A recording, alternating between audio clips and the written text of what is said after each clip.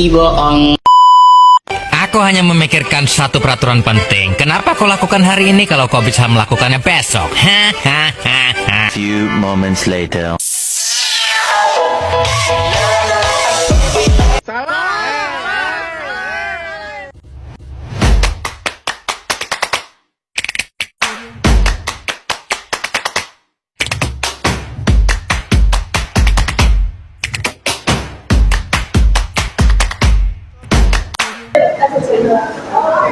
Assalamualaikum warahmatullahi wabarakatuh. Kami dari kelompok 8 ingin mempresentasikan tentang bahan berbahaya dan beracun. Perkenalkan, nama saya Mainur Azizah. Nama saya Dianti. C. Bahan berbahaya dan beracun. 9 tentang perlindungan dan pengawasan lingkungan berbahaya. Bahan berbahaya dan beracun adalah zat energi karena sifat konsentrasi dan jumlahnya baik secara langsung maupun tidak dapat mencemarkan dan atau merusak lingkungan hidup, membahayakan lingkungan, kesehatan, serta kelangsungan hidup manusia dan makhluk hidup lain. 1. Klasifikasi P3A. Menurut peraturan pemerintah RI, menurut pengelolaan P3 dibedakan menjadi 4, antara lain sebagai berikut. 1. P3 yang dapat digunakan terdapat 2.009 jenis bahan yang boleh digunakan, antaranya bahan bakar, pengawet makanan, dan pewarna. 2. P3 yang dilarang digunakan terdapat 10 jenis bahan yang dilarang untuk digunakan, di antaranya DDT dan aldrin. 3. P3 yang penggunaannya terdapat 45 jenis bahan yang dibatasi penggunaannya, antara lain chlorobenzila, senyawa merkuri, dan methyl.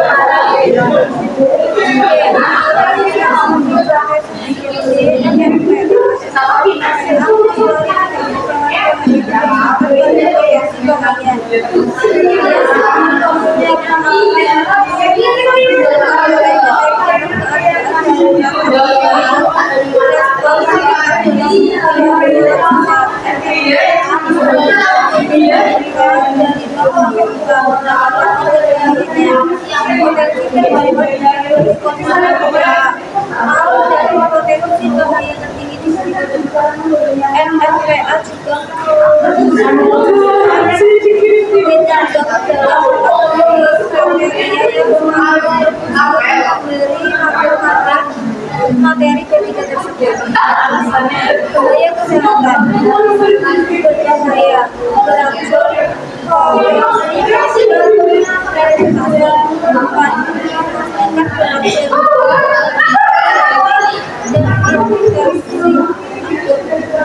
menyebabkan cedera serius. 2. Menyebabkan cedera jika perawatan medis tidak segera dilakukan. 1. Menyebabkan iritasi minyak. Tidak berbahaya. Mudah terbakar. Tidak dapat menyala pada di atas 200 derajat. Di bawah 200 derajat. Tidak di bawah 100 derajat.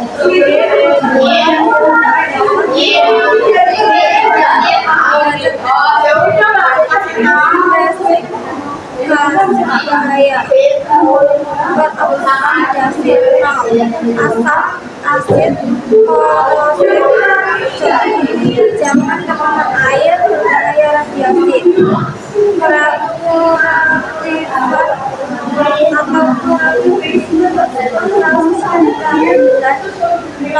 stabil, tidak stabil jika terkena panas. 2. Mengalami perubahan kimia yang dahsyat. 3. Dapat meledak karena panas atau guncangan. 4. Dapat meledak. Dua, pengelolaan P3. Prosedur penyimpanan P3. Prosedur penyimpanan P3 harus ditangani dengan baik. Penyimpanan dan penataan P3 harus dikelompokkan berdasarkan tingkat bahaya. Penataan P3 meliputi pemisahan atau segregation, pelabelan atau labeling, risiko bahaya atau multiple hazard, fasilitas penyimpanan, storage facilities, inventarisasi, inventory, order secondary, bahan kadaluarsa, update chemicals dan informasi risiko bahaya, hazard information. Penyimpanan materi B3 harus dilakukan pada wadah sekunder yang terisolasi antara zat satu dan lainnya untuk menghindari terjadinya reaksi antar zat saat disimpan. Berikut urutan tingkat bahaya dari potensi paling besar sampai potensi terendah dalam penataan B3.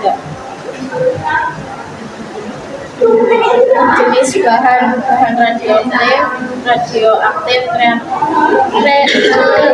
reaktifan bahan yang memiliki kemampuan memancarkan karena sifat inti atom yang kurang stabil. Bahan piroforik, bahan kimia dapat terbakar secara spontan jika kontak dengan uap air ataupun udara bebas. Bahan eksplosif, bahan yang meledak pada respons atau gesekan guncangan suhu dan tekanan. Cairan bahan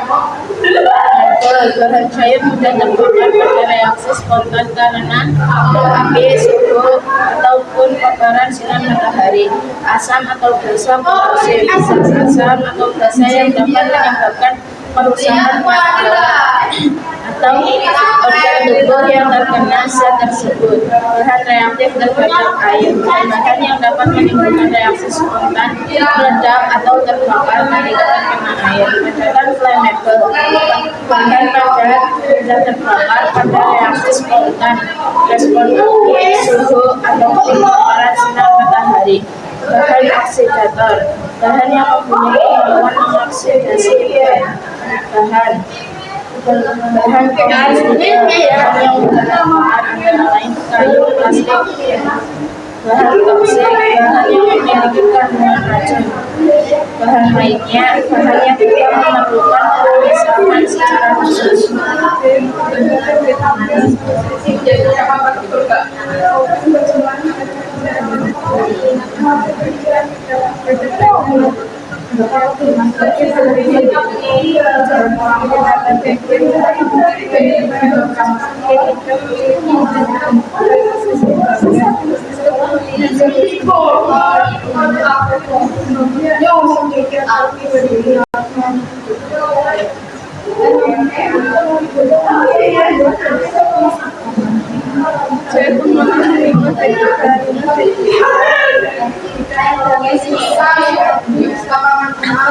Kegiatan yang menggunakan etika oleh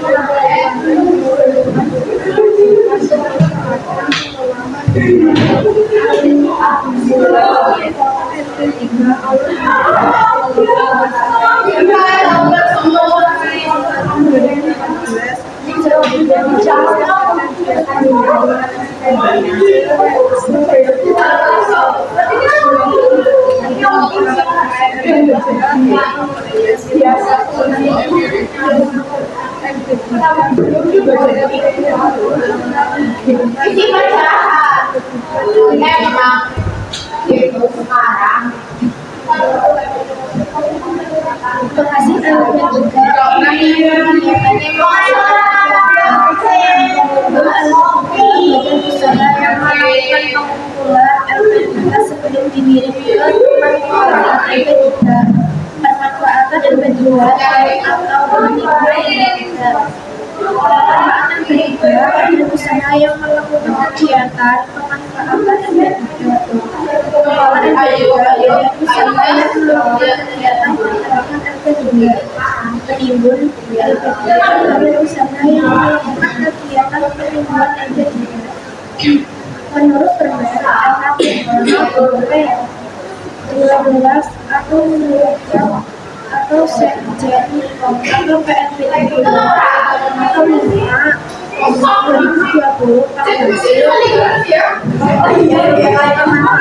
pemanfaat wajib memiliki dan penyimpanan limbah dengan syarat sebagai berikut. 1. Lokasi penyimpanan harus bebas dari bencana alam. Jika lokasi termasuk daerah rawan banjir dan bencana alam, harus direkayasa menggunakan teknologi perlindungan terhadap lingkungan hidup. 2. Fasilitas penyimpanan merupakan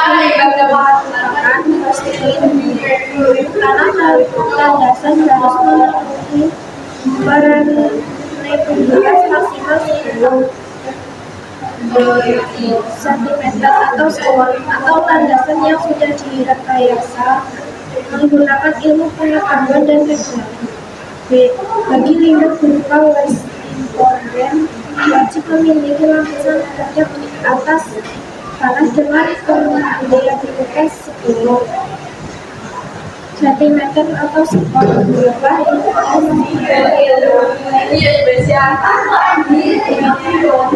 HDPE atau lapisan produksi bawah. 3.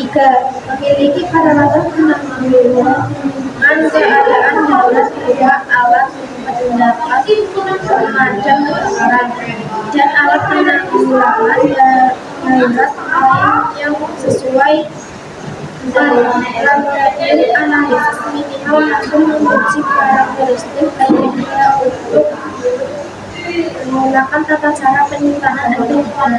5. Tempat usaha harus dilengkapi dengan sumber energetika sesuai ketentuan. Sekian presentasi dari kelompok kami. Wassalamualaikum warahmatullahi wabarakatuh.